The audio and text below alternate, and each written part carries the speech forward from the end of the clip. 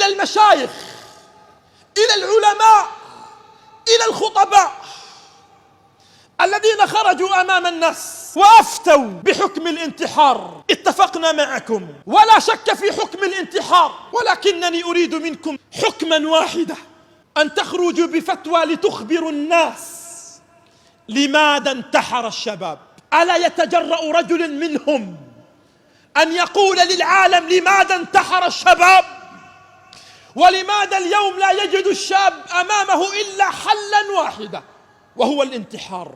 لماذا لا توضحوا للناس أن هذا الشاب قبل أن ينتحر قتل في اليوم ألف مرة، ونحرتموه ألف مرة؟ ماذا عن شاب بلغ 30 عاما وما زال يأخذ مصروفه من والده؟ ماذا عن شاب بلغ 30 عاما ولا يستطيع أن يتزوج أو أن يعف نفسه؟ لماذا تكلمتم في أمر وصمتم عن الظلم الذي جعل الشباب ألا يجدوا في حياتهم إلا حلا واحدا؟ عالجوا المريض، خذوا بالأسباب، ثم إذا مات المريض فلا لوم عليه لأنكم عالجتموه، ولكن تركتم المريض يموت قهرا، جوعا، فقرا، ألما. 100,000 الشباب يتخرجون كل عام يبيعون الشاي في الطرقات. 100,000 من الشباب يتخرجون من الهندسة ومن الطب ومن أكثر الجامعات ويحصلون على أعلى المعدلات، ثم يبيع السجائر في الشارع. تخرج من الهندسة يبيع السجائر في الشارع. اسألوهم لماذا انتحروا، وقبل أن تسألوهم اسألوا الحكام والوزراء. أقول لكم يا أهل العلم، هل رأيتم ابن وزير انتحر؟ هل رأيتم ابن حاكم انتحر؟ إذا أردتم أن تسألوا لماذا انتحروا اسألوا عيون الشباب الدابلة، فإذا العيون تحدثت بلغاتها قالت مقالا لم يقله خطيب. ارحموا هذا الجيل، ارحموا هؤلاء الشباب.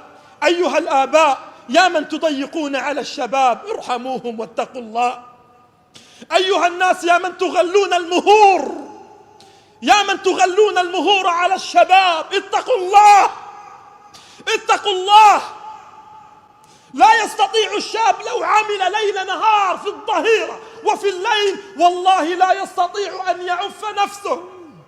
ثم بعد ذلك نقول جرائم الزنا ما انتشرت والله إلا لأننا ظلمناهم. ولمن يفكر في الانتحار إن الحكم الشرعي للمنتحر أنت تعرفه جيدا، ووالله إن هذه الدنيا كلها لا تستحق أن تنتحر من أجلها، وإن هذه الدنيا كلها لا تستحق أن تسقط دمعة من عينيك الغاليتين حزنا عليها. الحياة معركة، لماذا استسلمت؟